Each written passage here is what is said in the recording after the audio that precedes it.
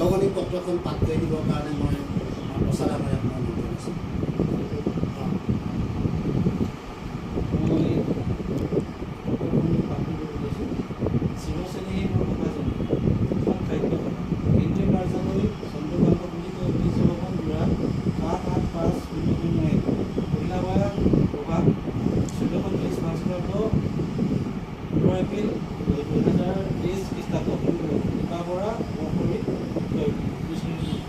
বহাগৰ প্ৰথম পুৱাৰ প্ৰথম কিৰণে আপোনাৰ জীৱনটো অধিক প্ৰাণৱন্ত চিৰসেউজ কৰি তোলক। তাৰে কামনাৰে অসম সাহিত্য সভাৰ নিজৰ দিন উপলক্ষে আপোনালোকে জনালোঁ ৰঙালী বিহুৰ পচন্দ লওক।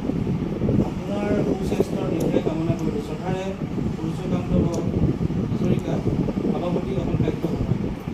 ডক্টৰ উপেন্দ্ৰজিৎ বৰপা সভাপতি। মই লগনি পত্ৰখন ডাঙৰ সাহিত্য সভাৰ